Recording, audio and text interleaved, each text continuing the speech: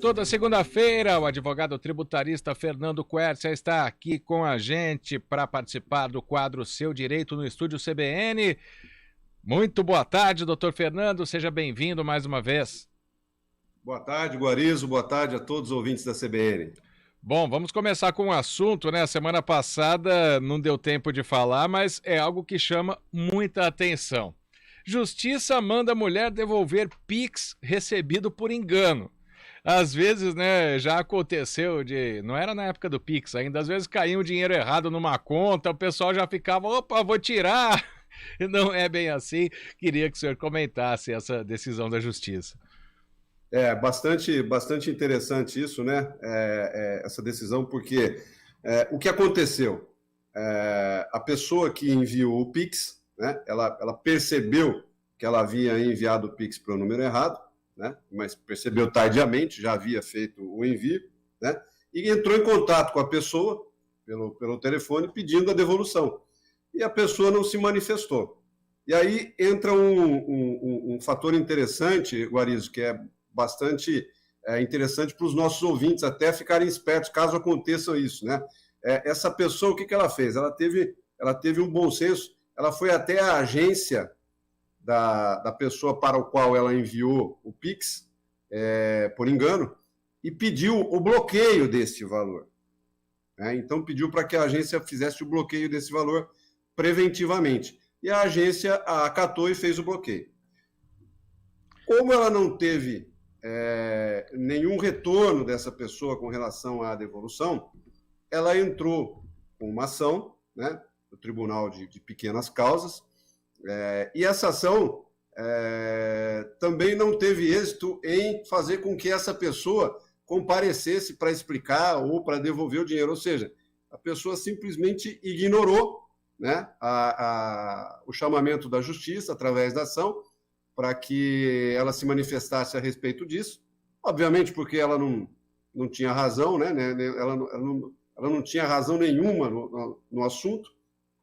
E assim sendo, a justiça determinou que houvesse a devolução desse dinheiro que estava bloqueado para a pessoa que enviou o Pix erroneamente. Então é muito importante, né, a gente ressaltar isso, porque se a pessoa não tivesse tido o bom senso de ir até a agência de quem recebeu o Pix e pediu o bloqueio preventivo, talvez ela não conseguisse esse dinheiro de volta. Se essa conta estivesse zerada, ela teria muito mais dificuldade para conseguir esse dinheiro de volta, né, Guariz? Com certeza, e também não adianta receber, me mandaram errado, opa, me dei bem. Não é loteria, você vai ser obrigado a devolver, a justiça sempre vai dar esse ganho de causa, né?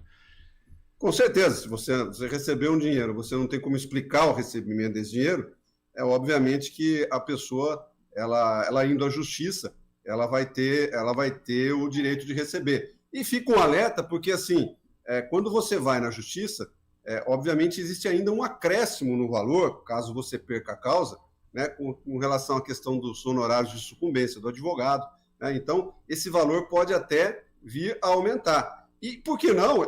Isso não aconteceu nesse caso que a gente está comentando aqui, mas, inclusive, vamos imaginar que esse dinheiro tivesse uma destinação para pagar uma conta, ou que tivesse uma destinação importante.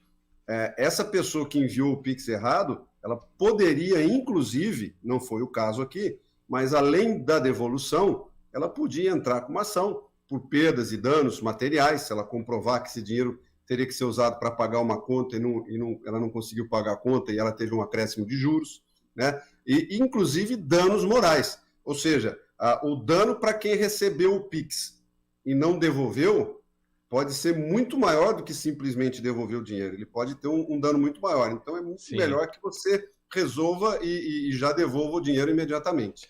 Doutor Fernando Quercia, tem um amigo nosso que diz que jornalismo é gancho. Já que o senhor falou em pagar a conta, por exemplo, né, se a gente atrasa uma conta de luz, de água, de gás, de TV, o que for, a gente vai ter juros cobrados, né? Se atrasa um aluguel, se atrasa um condomínio, tal. E quando essa fatura não chegou, por modo nenhum, nem pelos correios, nem por e-mail, nem por qualquer canal eletrônico, o não recebimento isenta o consumidor de pagar primeiro a conta, né? Antes da gente falar dos juros. Não recebeu, não precisa pagar? Essa é uma questão bastante interessante, né, Guarizo? Por quê? A pessoa que não recebe a fatura, mas ela tem um conhecimento prévio de que aquela fatura existe, ela alegar simplesmente que não recebeu a fatura, isso pode ser um tiro que sai pela culatra. Nós temos um caso aqui bastante interessante que aconteceu em Pernambuco. Veja só, a pessoa, que inclusive era uma indígena, né, um indígena, ele alegou, quando ele foi numa loja de eletrodomésticos para comprar um eletrodoméstico e percebeu que o nome dele estava negativado. O nome dele estava negativado porque ele não havia pago 3 contas de luz. Então, ele entrou na justiça, dizendo que o nome dele não poderia ter sido negativado porque ele não havia recebido as faturas. E olha só, a justiça, em primeira instância, ela deu ganho de causa para o indígena, dizendo que ele teria que ter sido alertado sobre a negativação do nome, ele teria que ter recebido as faturas, e, inclusive, ordenou para que a companhia de energia pagasse uma indenização no valor de R$6.000 para aquele indígena por conta da negativação indevida do nome dele. E aí esse processo, ele prosseguiu para a instância superior, ele foi para o tribunal, e no tribunal os desembargadores reverteram essa decisão, dizendo expressamente o seguinte, que não é necessário, neste caso específico da conta de luz, que haja o envio da fatura ou que haja uma notificação prévia. Então, esse caso foi revertido, né? E o indígena ele teve o seu nome negativado, né? E não teve direito à indenização. Então, é uma discussão bastante interessante.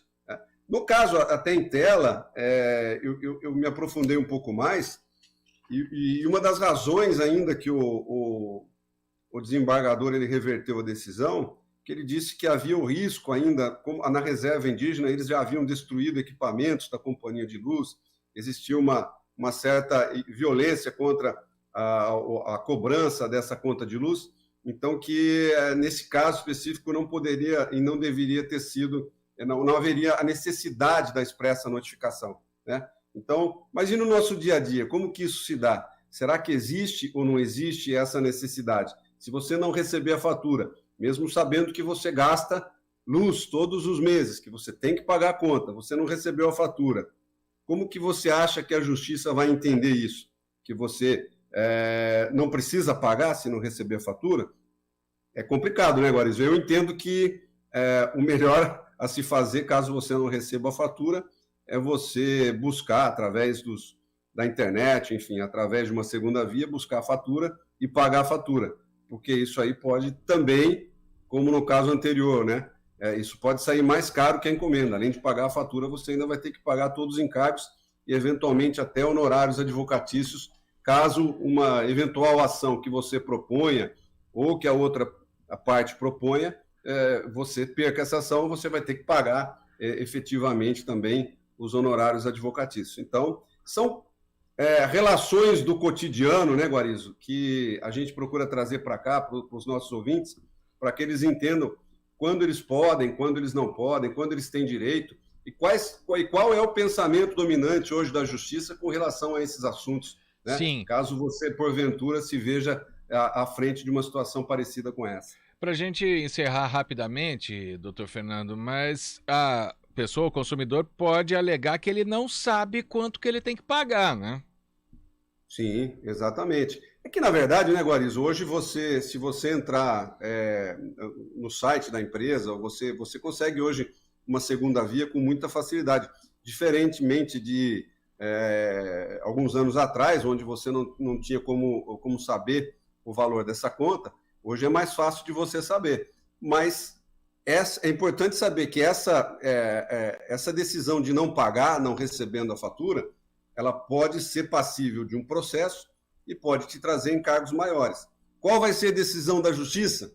aí vai depender muito, vai depender do juiz, vai depender do Estado, vai depender da situação, né? Então, é melhor a gente não arriscar, né, Guarizo? Tá certo. Doutor Fernando Quercia volta na semana que vem com mais um Seu Direito, na próxima segunda-feira aqui na CBN Campinas. Muito obrigado, a gente sabe que a logística foi difícil, mas obrigado por nos atender, doutor Fernando. Um grande abraço, até a semana que vem. Grande abraço a você e todos os ouvintes da CBN. Agora são 3h27.